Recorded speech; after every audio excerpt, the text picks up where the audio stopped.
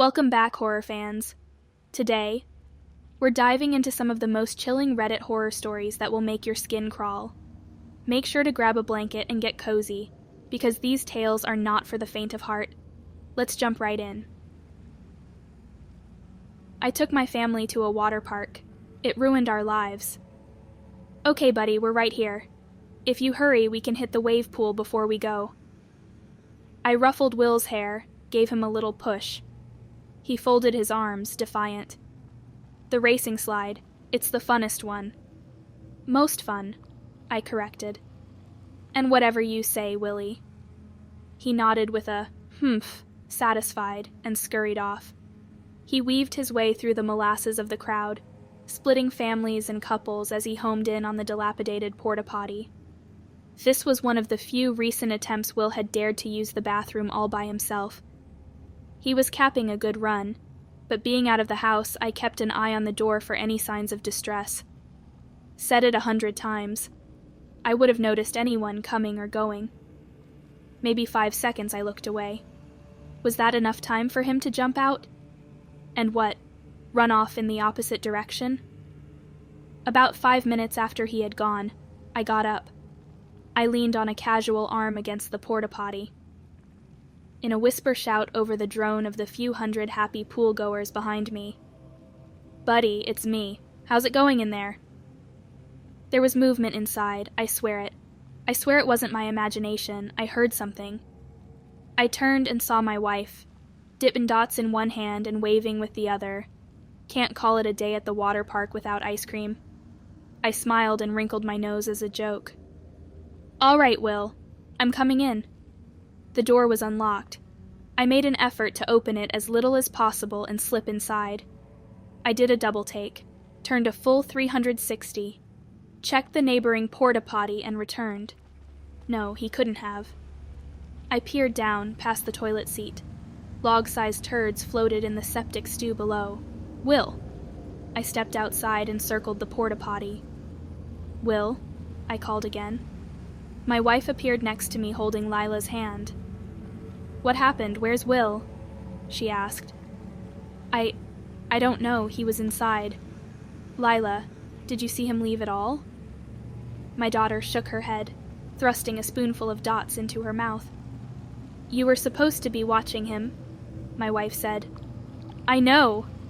I grabbed the arm of a man nearby. "Excuse me, sir. Did you see my son leave this porta-potty here?" I described Will in detail. He saw the desperation in my eyes but shook his head. "Sorry. Try the lifeguard station. I'm sure this happens all the time." He wished us luck and I thanked him. My wife was beginning to cry. She was starting to scare Lila. I ran ahead, cutting through one of the splash pads and hopping the fence to the lifeguard station. "Oh, excuse me, sir." Some acne-riddled teenager with a red and white uniform stood up from behind the desk. "You." "My son. I can't find my son. Is there some announcement you can make, something?" The teen closed his eyes. "Yay, give me 1 second. I'm kind of new, so I think... I don't have a second. If you can't help, then get me a goddamned manager." I snarled. A petite girl, also in high school by the looks of it, turned the corner, oblivious to the nature of the conversation. "Hey, you can't talk to him like that," she pouted. "There's no need to be rude." I stabbed my finger at her, my temper at the end of its wick. "I'll be as rude as I damn well like. Get me a fucking manager or I'll go back there and find one." The police were called, primarily for me. I was screaming, knocking things over, foaming at the mouth, my wife said. The cops said I would have to calm down, or they'd handcuff me. They sent out an announcement over the park's PA system. "William, your parents are looking for you at the lifeguard station. If you can find a lifeguard, we can get you back together as soon as possible." "Don't worry," the lifeguard manager said. "We radioed all our employees. He'll be back in no time at all." As it turns out, lost and found children in places like these is fairly common. The problem was, Will never turned up. How do you go home after that? We stayed as long as we could, but it's not like we could sleep on the slides. So, the same day I left for the water park with my family, we returned, one short. Lila didn't know what was happening. We told her Will had gotten lost and the police were looking for him. She asked why we weren't looking for him. She began to cry. The funny thing about humans is how simultaneously effective and ineffective we are at lying to ourselves.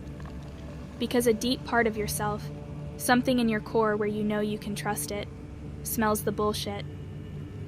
And yet we'll take that lie and run, far as we can, until our legs give out, or we crash face first into a wall. After the first day, that piece of me in my core knew I'd never see Will again.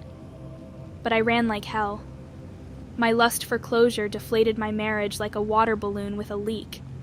I was stupid to think I wouldn't get laughed out of the court during custody proceedings. But the one reprieve I had came yesterday. If I couldn't have answers, if I couldn't have my family or my son back, then I'd have some sweet revenge. This last year, I'd been leading media campaigns, doing interviews, degrading myself to what I used to frown on and call an activist. All to destroy the water park that took my son. The park was small, got a lot of bad press in the local outlets where most of their customers were. Apparently, this wasn't the first incident in the park's history, far from it actually, having a long list of lawsuits and scandals. But it was the last straw, and eventually they were forced to close. Yesterday was the first day of the demolition.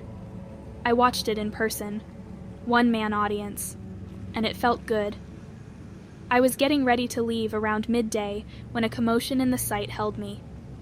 Axe, grab the axe. The crew was in mayhem, and advantageous to my curiosity, no one was around to stop me hopping the barrier to get a closer look. It's dead. Stop, it's dead. I was too far to see what the men were standing over and crept closer. Fucker, that's a world record. Call someone. Who? The police. Animal control. Call someone, Christ's sake. Where did you find it?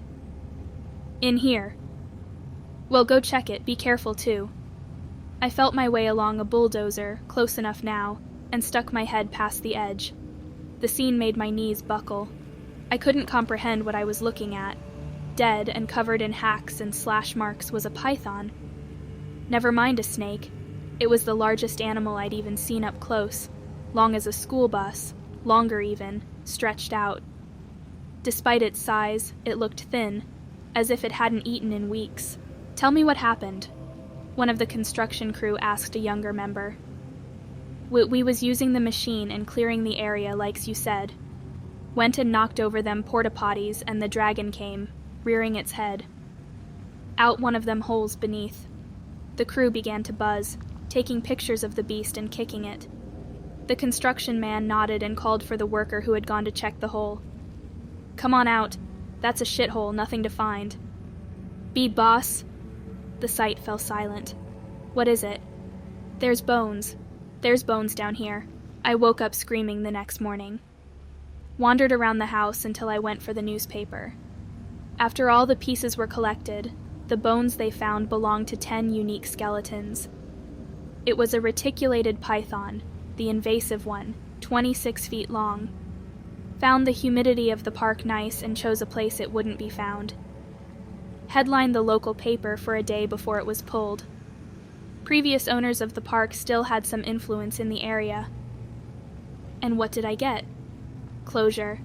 I would have rather been buried with my unanswered questions. Thanks for joining me on this terrifying journey through Reddit horror stories. If you enjoyed the chills and thrills, don't forget to like, subscribe, and hit that notification bell so you never miss a spooky tale.